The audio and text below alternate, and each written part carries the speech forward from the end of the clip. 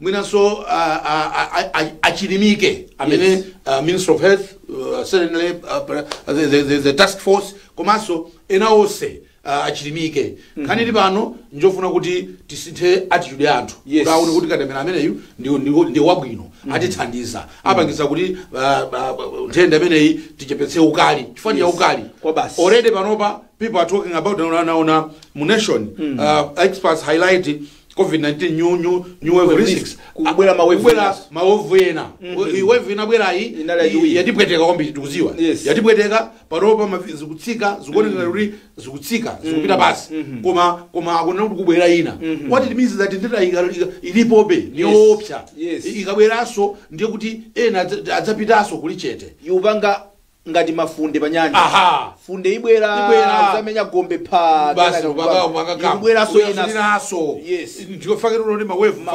awachula mawave akwisa chiro wedi ya panyanja kumene so good example there khani ndionena kuti nthenda ikadalipo ndipo ndindayopsa sinthenda yamasewera ndipo mama kwalinkamwa George tifuna tikambeza president achiwiri ndi bishop komano nkhani zimene wazusabazi nkhani masiku ano zimatuluka njira zosiyana ndi zimene zikumayenda kwambiri ndizi za ma social media nkofunikira kotani kuti mainstream media izibwerano ndi nkhani zeni anthu akamva zonsezo zomati zikazachokera kuti sosi yake ndi chani kena kano amene zodalilika nyumba zofalisa nkhani zodalilika zini ntchito ya mtundu wanji pofuna kuthandiza ntchito yayikulu Wanda ntchito yayikulu ndipo tifunika chithandizo zimanena zonena kuti masiku ano zokamba nzambiri aliyese akhozolemba zinthu pa Facebook kuziyika a Facebook amayesetsa kuti ngati chinthu chabodza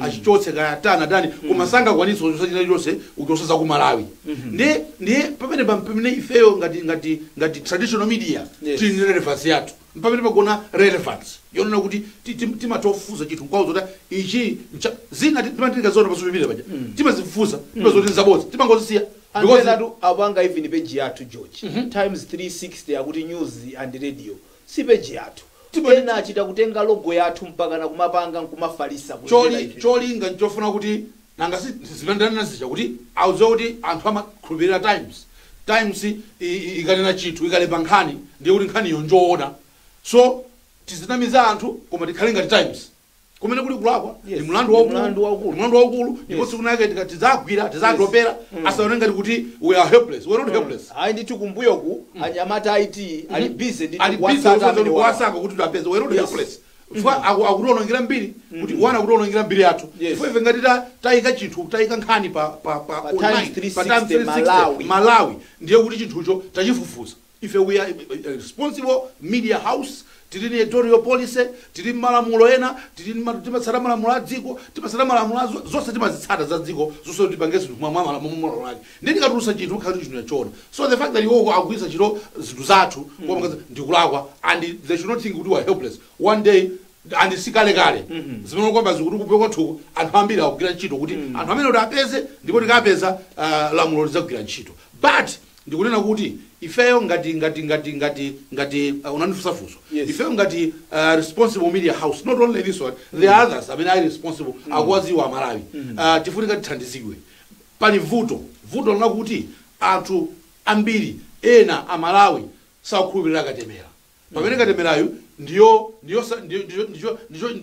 ndiye chipulumutso chathu chonena kuti nthenda imeneyi akakubaya ndiye kuti uli confidence ulayi oloyikebere second wave ija niliko bwino munthu ndipherera second wave ija akazalimba soka chiwiri basi ndiye kuti munthu unatheka chofunika chimenecho ndiye afunika tithandize kubomako kaya kuma NGOs kaya ndani a presidential task force Ministry of Information and other NGOs tithandizani ntchito imeneyi mesa kunkachulidwa ndalama kuti zimapita ku media ife nkumadabwa kuti zimapita kuti zimene zikuthaziwa sono ndramazo ngati andikhani Malawi muno nkhani ya ndrama kumene kuti ndrama za COVID sizikuyenda bwino koma ngati anthu ena akupanga zimene zidefe watithandize tipange maprogramu tibweretse anthu pano atani airtime adzakambe madoctors tikupanga kale it's not like tikupanga patoka tikupanga patoka zulo naona program ine abwino kwambiri exactly madoctors ulabwera penepopo ufusidwa mafuso uyankha anazapanga so inaso yankho yakala 2 weeks ago anatenga madoctors aku college of medicine I think Liverpool Welcome Trust anabwera penepopo ndipo tinaandira feedback kuti that was a program and half because imagamba zichuchu kufollow anthu kuti katemera amaenda bwanji ndipo chuchitika nchani nanga katemera amene akabwera nanga South Africa adakamba zina kuti bwanji my experts yo madoctors awiri very brilliant anakamba kunobuno unoona kuti anthu peza information and nanda feedback yabwino kwambiri noona ku Malawi kunja for anthu amadivera ka radio where timapanga live stream ka chani amadivera amanena kuti that's a program that we need. Those are the kind of programs that we need. So we are already doing it. We need all the support kuti tithandize to debunk myth yona kuti katemera ndiwoipa katemera ndiwabwino. That's why ena femanena kuti ngati wina ali pamene yesa akufuna akuzoti pasefe mwayi tikatenga azalibaye olazani kuti akalembere pakogwanji pano tizavomera zalibaye basi waiweso pwa anthu akuona just to show kuti zofunika zimenezi chani nemene ndiopsa tibwereno kwa a president aziko lino amene ali kuzomba ku nyumba yawo ya imene adaisandusa kuti ikhale Malawi Field Hospital kuti akalandire katemera kama Malawi oyamba kulandira katemera amene wa AstraZeneca achiwiri awo 12:30 kunzuzu nawso akhala akulandiraso kusogolera mtundu wa Malawi kuonesa Malawi kuti ineyo ngati msogoleri wanu ndikubwera poyera kuzalandira kuti ndikuuzeni kuti sizoopsa kumoyo wa munthu nzofunikira kwambiri ndipo president sakadachitira mwina achita gulu lapanga chocho tiatokoze 2 points umene ndi otsogoleri chifukwa iwowo uoneka pa TV kuti akuabaya it would mean kuti osamene ali ni madouts achoka madouts I mean ngati mtsogoleri ambaya ndiyene yotasa mbanja ngati kalemera ngoyipa ndiyena ambira kufana na president maganizo mati yaya amene wawo ngosiyana ngwathuyi sizingatheke zimene sangotenga bombo sanga pange randomly ngopanga pika don't think I don't know kuti uyu ngwa president they will just speak and say a president pangani kadi firani muli ni katemera nzofunika and look even ngani za travels maswano mwina umukhauri munthu mwadzizi zofunika uyende ungotenga kadi yako kumene unaona zoti ndandira katemera ndekuti tiziyenda bwino ni chipaso maswano ukatupita apa kuti mfurika mwezeka covid even traveling ikuvuta so this is very good in fact chimene olira kwa ineyo it's not about kuti kalemera amene ngoyipa ineyo chimene the grudge in courts that I'm going to have against the president Lazarus Chakwera kaya vice awo kaya boma ndionana kuti what about the remaining people muwachedwesera ino ukabwera mukuti 3.8 this part kodi nanga anthu enawo tizilandira liti chifukwa first of all khali safe ngati inuyo ndiye ndalama zili kuti peza ndalama gulani katemera simungangodalira amene akupasa uthandiza tigule watu ifeyo budget yathu amluso mukuti bwanji that's that's something that we should be fighting for not kuti yayi katemerayo atipangisa kuti ngoyipa katemera soyipa tenda ndiyo yoyipa tenda injoopsa Bishop Msusa anena kuti kubwera wakatemera ndikuyankha kwa pemphero limene akhala kupemphera anthu a Mulungu kuti alandire kubwera kwa iwowa kunena kuti naneso ndili mmozi mwina chifukwa cha age komanso udindo wawo umene ali nawo umene timapasira ulemu anthu azipembezo kukuthandizira bwanji pofuna kususa ngakhale amumpingo amene akuyankhulaso kuti yeza satani ngati pali amene akubweretsa chisokonezo pa nkhani yakatemera nkumasokoneza kuti katemera ngoyipa ndiye ni nkhani ya mipingo religion imene yakhala patsogolo unaona kuti not all of them that's why today tina bishop kulaona kuti akachita zipereka chitsanzo kuti amene amanama kuti yoya nzoyipa kaya Bible kaya kuti 66 kazisani zimene zonuzungulira mutu nichamba nichamba uzungulira mutu zosateteza dziko so the fact that the archbishop mtsogoleri wa mpingo wakatolika m'Malawi muno watuluka nkunena kuti limeneli ndikuyankhawo pemphero fama pempheradi Yes. apemphera kuti ambuye tithandizeni Tithandizeni. taona ndi mmene akufera anthu ambuye chonde tifere chisoni, Lord have mercy. That's what everybody was saying that way. Nde mulungu wapereka nzeru kwa anzathu azasayansi kupangira katemera. Yes. So Ngati yankho. the bishop his grace is right to say ni mapemphero athu nikuborola mtafusa mtsogoleri wa mpingo wina kamfuze kandani kana ana chimozi kuti yese mapemphero athu amati mapemphera kuti mlili umenewu uchita bwanji makamaka zikakhala kuti zili pa peak anthu akupita tikuwaziwa anzathu abale athu anthu ofunikira ku dziko including azipembezo mpingo wakatolika waluza mabishop waluza nsembe ambirimbiri kaa kuti Rongo diocese kaa kuno ku archdiocese kaa kuno ku Blantyre kaa kuti kuzuzu sanganene kuti pa diocese imene sinaluze ansembe plus asogolera ampingo. So nchifukwa chamanene kuti no zimenezi nzofunika ndiyeti chauta wakamphero sakunama archbishop.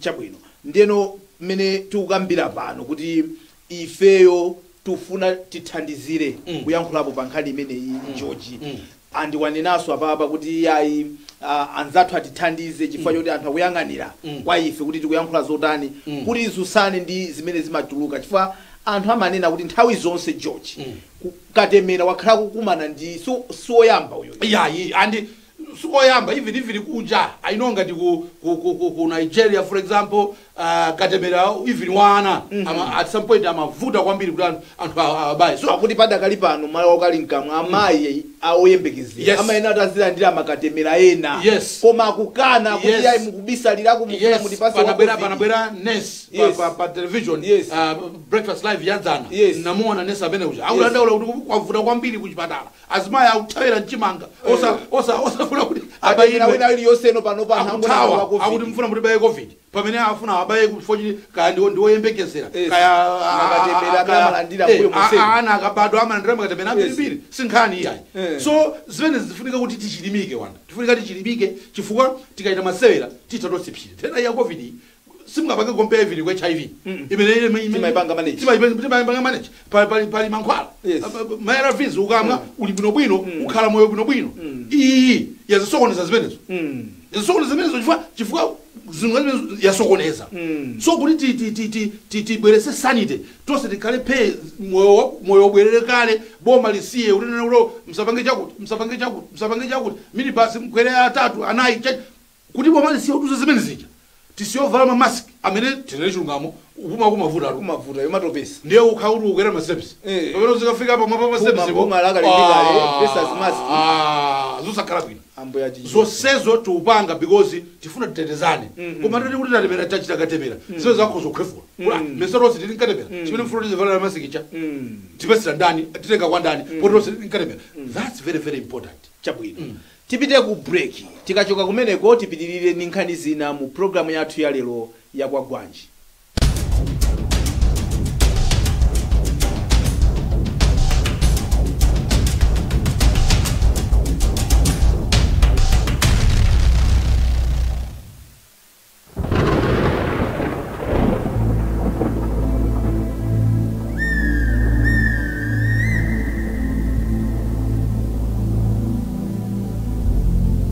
Mama ndilimisa mwankhaza timalima foja chimanga mmene timalima mwankhaza zambirimbiri pena chokudya sinimadya mokwanira naziwanepo bwinobwino chifukwa tinene kuti panatenge nthawi munthawi imene atangofika pamalo pano kuonekera right khazi panango kudusa maminisi mina miyezi yochepa kani miyezi iwiri imeneja akupanga zimene mashow zotithandiza pakumopa kena kumwezi wachiri ukabwera basi tu yeyo kuzabwesa mbu yakeyo kuzagwizana ndi kuno basi mutenge ni mwana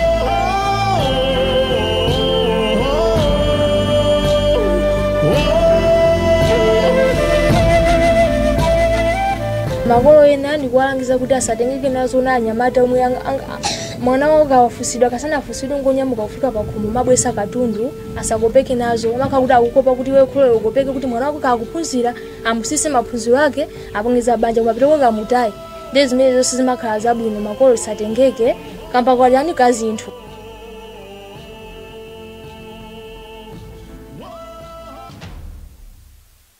It's about time.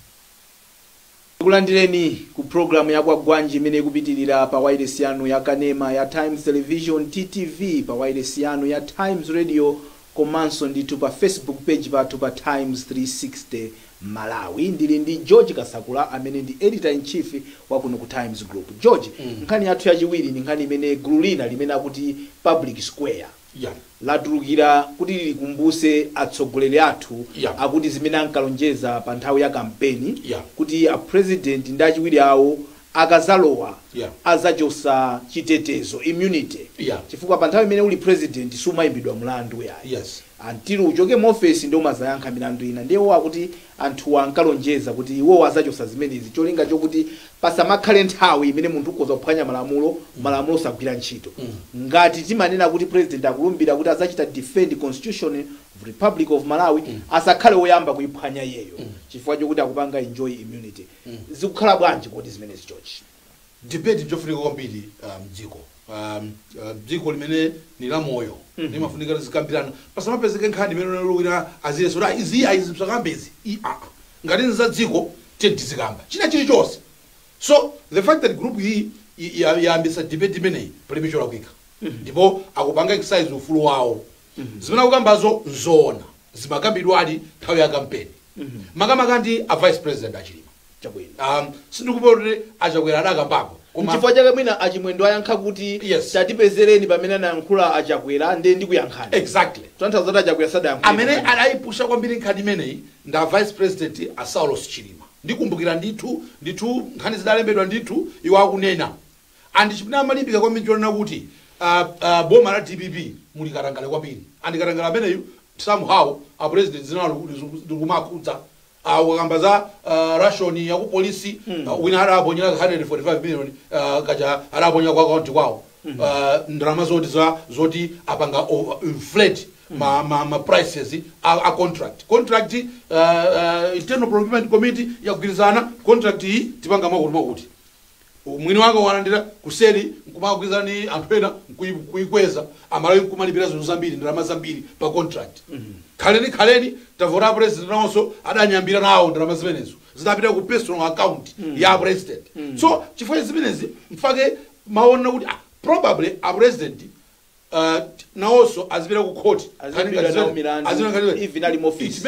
It makes sense because what if he's committing horrendous crimes zonena kuti sono chichani of course pali nkhani ya impeachment ku parliament pamene anaona kuti atapeza solution kuti atakhala panga zolakira zina atha kumtosanga move motion 2/3 kumuchotsa ku parliament komano this is criminality. So the fact that akupanga debate yandu there is no problem because akukumbutsa atsogoleri awo zimene amakamba asanapite pa udindo fuso nkumati kuboma kwa president akulicha nanga a vice president akulicha chifukwa padakali pano sadayankhulepo a president wonda achiwiri awo komano Daily Times idayankhula ndi azanga chikhosi pa nkhani imeneyi azanga chikhosi kuti nkhani isi aboma nkhani inja ndale afuse nazipaniwo chipita nkayankhula ndizoona kuti sakunama achikhosi. I don't think kuti nkhani yokhuza achikhosi sanachite campaign nkunena kuti afuna akhala president kapena kuti akhala vice president amachita campaign amene amatsegula kukama nkomapanga promises zinthu amalawi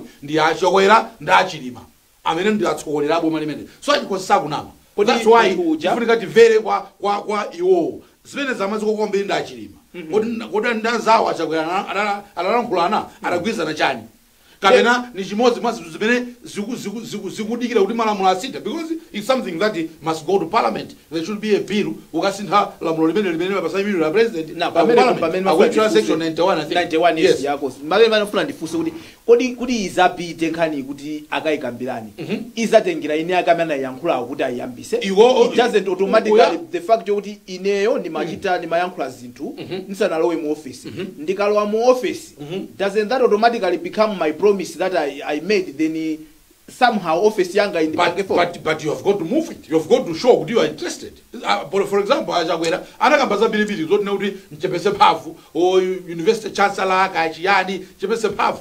It's him who should move the system. Kuti chinthu chipita ku parliament ndiye kuti chachokera ku Minister of Justice kachokera ku Minister yanji chapita ku cabinet akabera avomereza kuti yes chipite.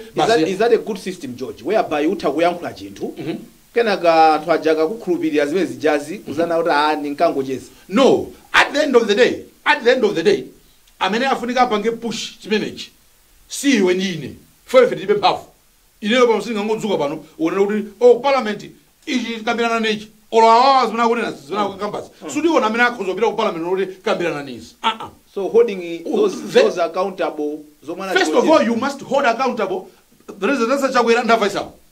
They are the ones that na many Africa bange move walk the talk. System is on top of the system. If they just pick a phone call and say Justice Minister Titus Invalo, can you start working on this? You have moved the system. So until they do that, Tita Mango Kuwa kunja kuno nothing will happen. No, ukuagu situkulagwa because antu ordinary maturity fail. Remember one. That's now anavoranda Malawi. Mofesi muja sudi alimo fanya abale hao oka kabena ndani anzao nda Malawi. There's a percentage of Malawians and we've called it majority. Tina ilo sinta kuti yai majority sifuna ngoti simple majority koma izikhala 50 plus 1.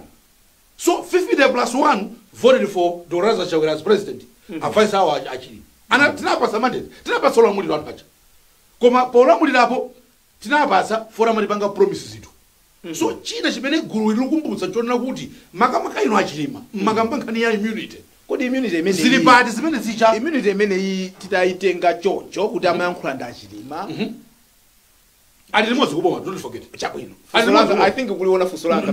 Nani ukweyo komi. But ali limodzi kuboma. So singangoti kuti to apply to office ya uje. Just to office of president. No, achilima ndachakwera wina president wina vice. So amakambirana meruchide wenine, amakhala pasi makambirana nkani.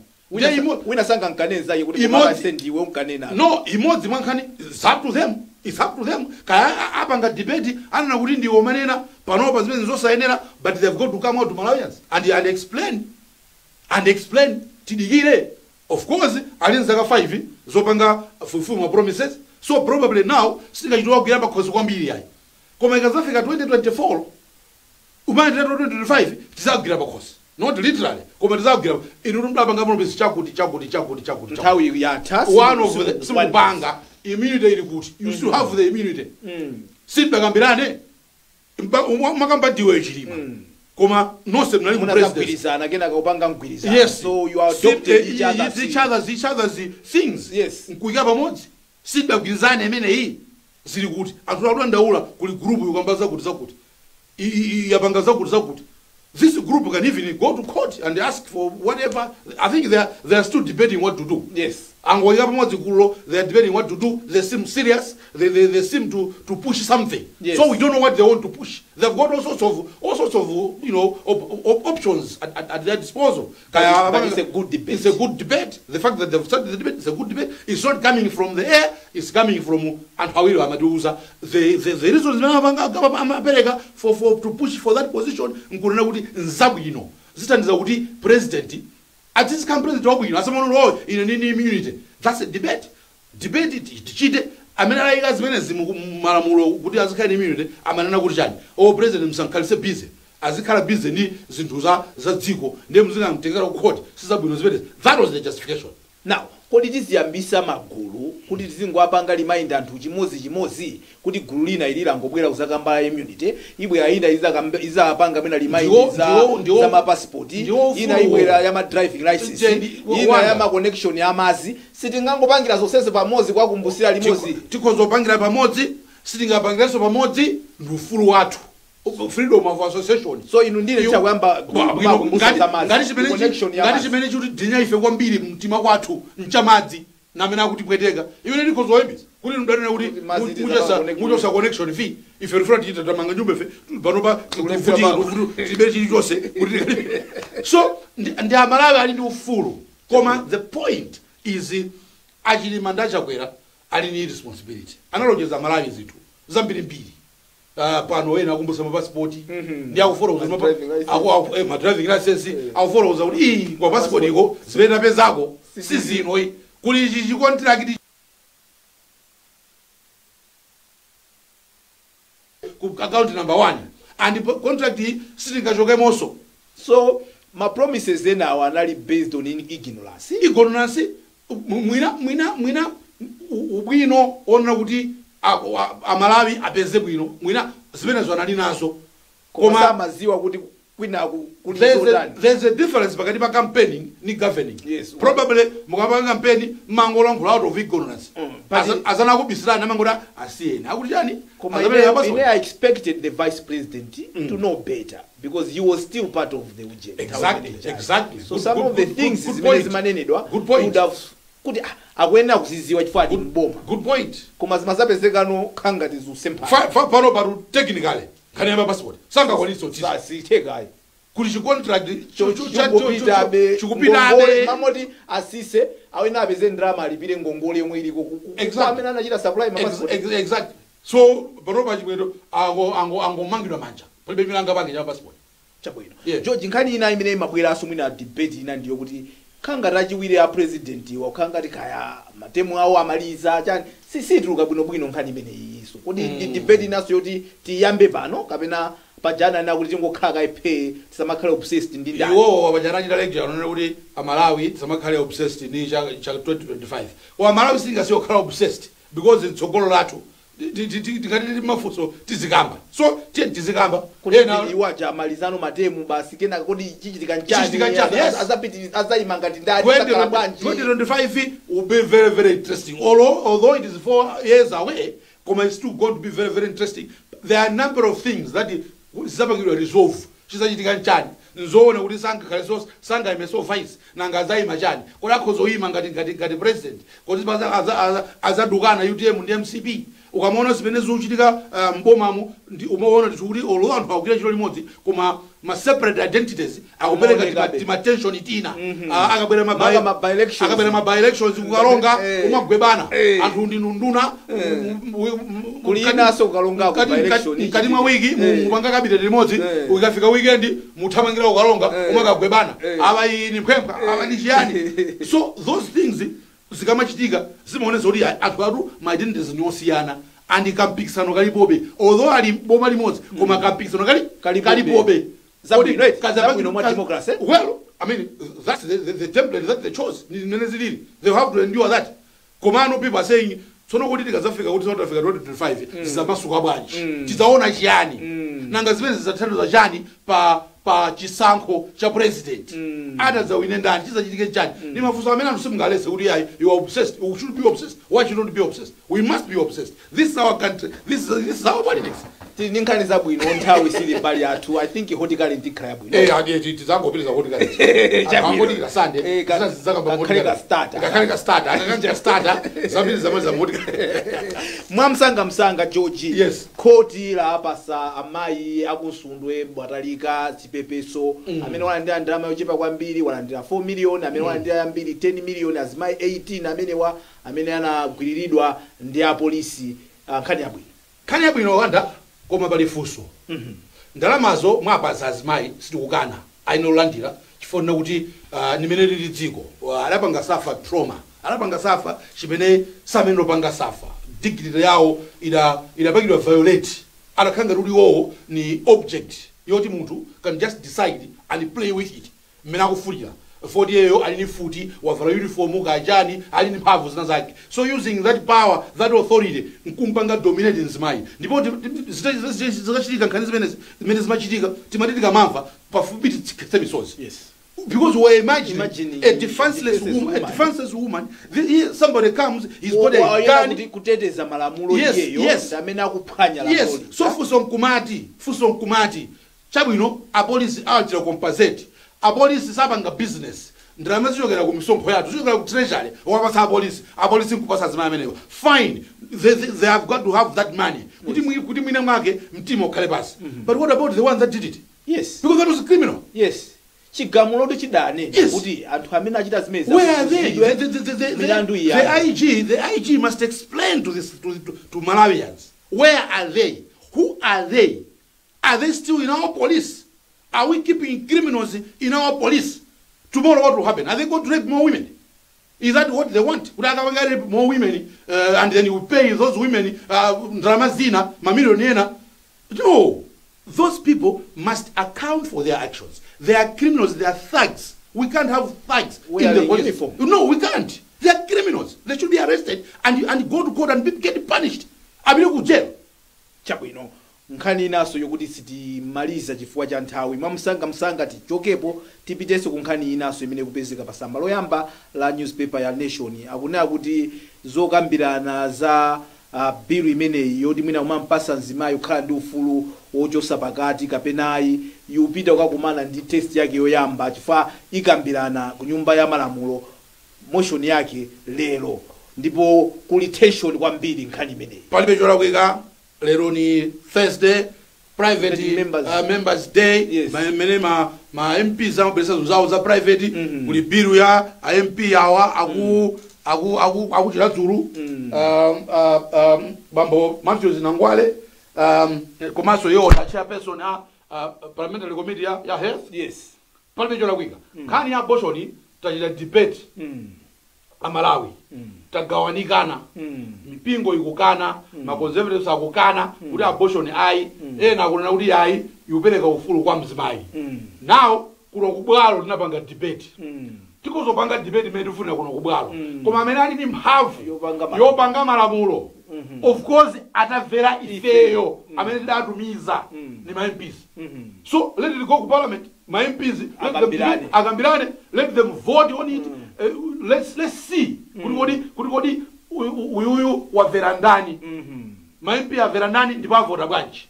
So panopa ifa Malawi tapanga debate. Ndipo tisanjenjemere kuti mwina zitani tapanga debate komanso malamulo a dziko lino amanena kuti chinthu chipite ku parliament. Yes. Ngati mfuno mwingera mu idongosolo. Palibe cholakwika. Let's see how our MPs are going to handle it. Full stop. Fair anage tutapanga debate. My MP amava zimene Malawi kukamba. So how will that influence their handling of this bill? Tiona kuti zitabwaje lero. Ndathokoza George Kasabula. Zikomo.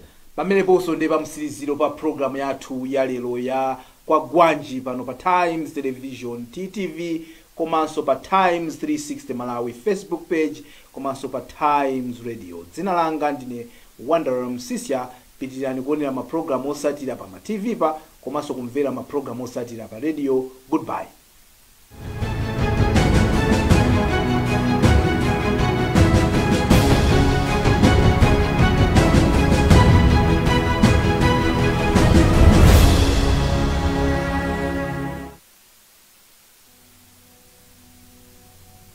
Mavuto pa nkhani za umoyo akupitirira kukhudza anthu ambiri mdziko muno.